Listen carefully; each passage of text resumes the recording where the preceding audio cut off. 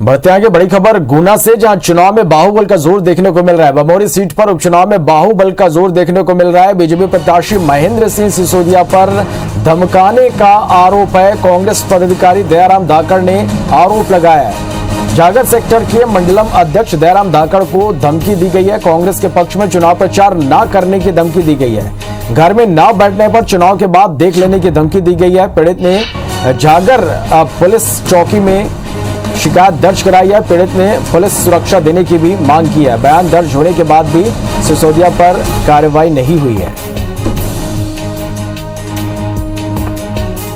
तो गुना से ये खबर है, जहां चुनाव में बाहुबल का जोर यहां देखने को मिला है और बीजेपी प्रत्याशी महेंद्र सिंह सिसोदिया पर धमकाने का आरोप है। कांग्रेस पदाधिकारी दयाराम धाकड़ ने ये आरोप लगाए हैं। जागर सेक्टर के मंडलम अध्यक्ष दयाराम धाकड़ को धमकी दी गई है। कांग्रेस के पक्ष में चुनाव प्रचार न करने की धमकी दी गई है। घर में न बैठने पर चुनाव के बाद देख लेने की धमकी दी गई है। पीड़ित ने जागर पुलिस चौकी में शिकायत दर्ज करवाई है।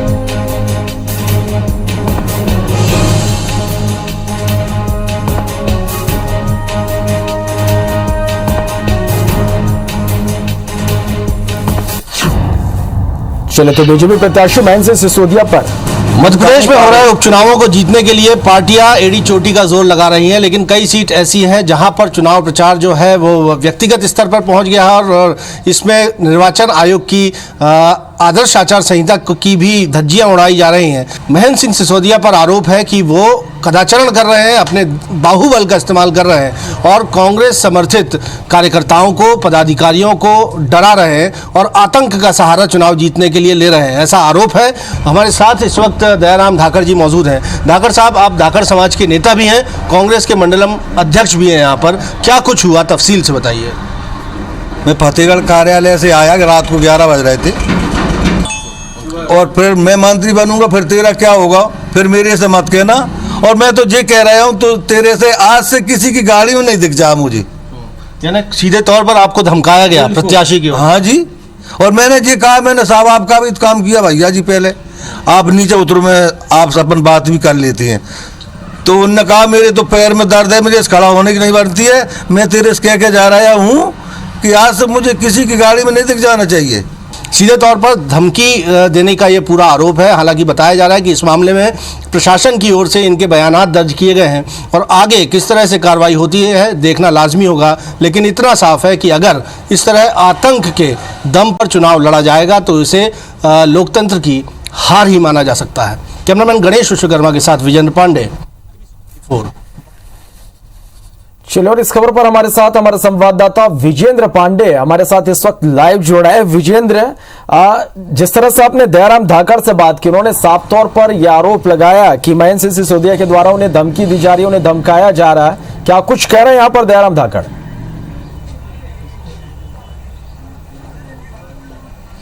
जी हाँ श्रवण, मध्य प्रदेश में 28 सीटों पर विधानसभा का उपचुनाव होना है। आदर्श आचार संहिता लागू है। निर्वाचन आयोग ये दावा कर रहा है कि लगातार निर्भीक चुनाव संपन्न करवाने के लिए वो दिन रात काम कर रहा है। लेकिन गुना के बमोरी के हालात कुछ जुदा हैं। जिस तरह से दयाराम धाकड़ को आपने सुना कि उन्हें किस तरह से धमकी दी गई, उन्हें जान को खतरा है, वो खुद ऐसा बता रहे हैं। उन्होंने एक शिकायत भी दर्ज करवाई है, लेकिन अब तक कोई कार्रवाई नहीं हुई। इस वक्त मैं बता दूँ श्रवण आपको कि मैं बमोरी विधानसभा क्षेत्र के ही धाननखेड़ी गाँव में मौजूद और इस वक्त मेरे साथ मौजूद हैं दयाराम धाकड़ जी। हम उनसे ही सीधे बात करेंगे। वो मंडलम अध्यक्ष भी हैं यहाँ धाननखेड़ी में और झागर में। ये बताइए कि आपने जो शिकायत की है, जान को खतरा किस तरह से है आपको और दहशत किस तरह की है?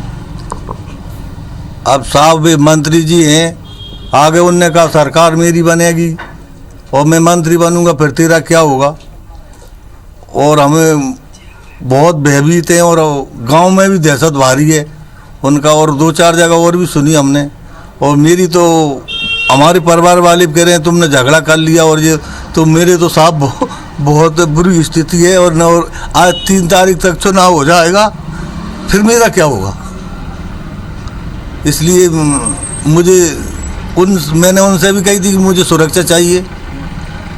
आपने सुरक्षा की मांग की, उसके बाद क्या कोई कार्रवाई सिसोदिया पर हुई प्रत्याशी पर, या आपको कोई सुरक्षा मिल पाई? मुझे तो नजर नहीं आती ऐसी कोई सुरक्षा। सिसोदिया जी का तो मुझे मालूम नहीं, मेरा जरूर मालूम है, अभी तो मुझे कोई शिकायत नहीं मिल पाई। ये एक बयान जरूर ने करवा ली थी मेरे से एसपी ऑफिस में, बस और कुछ नहीं, बुला के फोन से। सुरक्षा के लिए क्या कहा गया आपको? ये कहा गया, मैं गया बयान देने के, हम जी चुनाव के बाद 3 तारीख के बाद आएंगे तुम्हारे घर। तो आप क्या चुनाव प्रचार कर पा रहे हैं? क्योंकि कांग्रेस पार्टी के लिए आप लगातार यहाँ चुनाव प्रचार कर रहे थे। पहले महेंद्र सिंह सिसोदिया जब कांग्रेस पार्टी में होते थे उनके लिए भी आपने कैंपेन किया था, और अब हालांकि वो पार्टी में नहीं है, बीजेपी से प्रत्याशी हैं, लेकिन आप KL अग्रवाल जो कांग्रेस पार्टी के प्रत्याशी हैं उनके लिए प्रचार कर रहे थे। इस बीच ये जो धमकी दी गई, क्या आप अब प्रचार निर्भीक होकर कर पा रहे हैं बिना डरे हुए? अब हम कहते हैं निकल जाए तो फिर बेहतर है, न जाने कब का हो जाए, इसलिए मुझे तो डर लग रहा है परिवार बालों का कि तू चुनाव रहने दे भैया, अपन गरीब आदमी है। तो बेहतर मुझे भारी है, और मेरे भारी क्या है, मेरे उनने कहा अपन कैसे जिएंगे जब मंत्री बन जाएगा, तो घर बैठे तुझे धमकी देगा यार, इसलिए साहब मैं तो चले विजेंद्र, इसके साथ ही यहाँ पर सवाल ये भी उठ रहे हैं कि जब शिकायत इस पूरे मामले की गई है तो अब तक इस पर गंभीरता क्यों नहीं दिखाई गई, कार्रवाई क्यों नहीं की जा रही, इस पर हम बात करेंगे। विजेंद्र, आप हमारे साथ बने रहिएगा। महेंद्र सिंह सिसोदिया पर आरोप यहाँ पर लगे हैं कि उन्होंने धमकी दिया है। दयाराम धाकड़ जो कि मंडलम अध्यक्ष है, उनको उन्होंने धमकी दिया है। एक बार फिर से रुक करेंगे, हमारे सहयोगी विजेंद्र पांडे हमारे साथ बने हुए हैं। विजेंद्र, जिस तरह से दयाराम धाकड़ ये कह रहे हैं कि उन्होंने इस पूरे मामले की शिकायत पुलिस में की है, लेकिन अब तक उन्हें ना ही सुरक्षा दी गई है, ना किसी तरह की कोई कार्रवाई की गई है, ऐसे में आगे उनकी अब रणनीति क्या होगी और पुलिस की ओर से क्यों अब तक कोई कार्रवाई नहीं की जा रही है?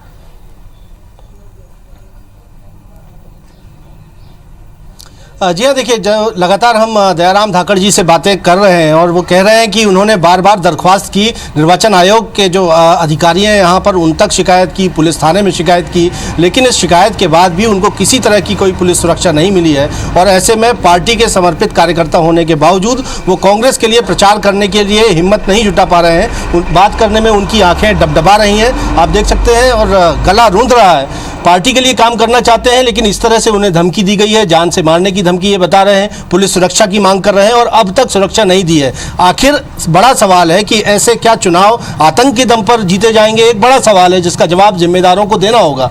आप बताइए कि ऐसे हालातों में आप क्या मांग करते हैं शासन प्रशासन से, निर्वाचन आयोग से? आगे हमें कोई खतरा ना हो, हमारी सुरक्षा की जावे।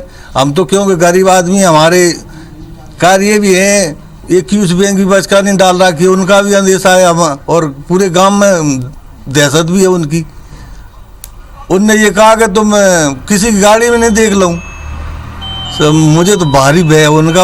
आज चुनाव हो जाएगा और जिसके बावजूद भी भय है मुझे तो। अब सर अब हम क्या करें? दर्शकों को बताइए कि किस तरह से धमकाया आपको भाजपा प्रत्याशी महेंद्र सिंह सिसोदिया ने।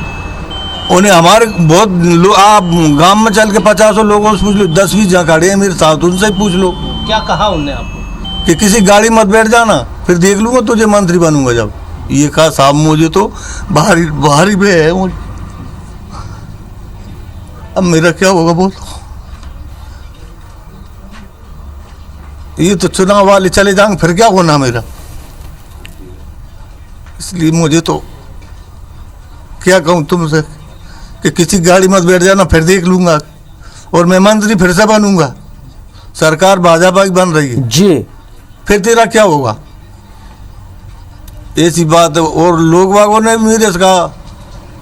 तो देखिए, ये हालात है श्रवण, एक कार्यकर्ता, एक पदाधिकारी, कांग्रेस पार्टी के समर्पित कार्यकर्ता पदाधिकारी हैं, ये चुनाव प्रचार करना चाहते हैं, लेकिन इन पर इनको जिस तरह से धमकाया गया है, पुलिस सुरक्षा की ये मांग कर रहे हैं, अब तक सुरक्षा नहीं दी गई, कार्रवाई की मांग की गई है भाजपा प्रत्याशी पर, वो कोई कार्रवाई नहीं की गई। हालांकि ये बता रहे हैं कि इनके बयानात जरूर दर्ज कर लिए गए हैं, लेकिन कोई बड़ी ऐसी कार्रवाई नहीं है जिससे चलते ये खौफ के साए में जिस तरह से जी रहे हैं उससे बाहर ही आए। निश्चित रूप से सुन भी पा रहे हैं उनकी बातों को, वो डरे हुए हैं यहाँ पर। अब देखना होगा कि कांग्रेस पार्टी की ओर से भी आगे इस पूरे मामले को लेकर किस तरह के अब एक्शन यहाँ पर देखने को मिलता है। बहुत बहुत शुक्रिया आपका हमारे साथ जुड़ने के लिए, इस तमाम जानकारी के लिए।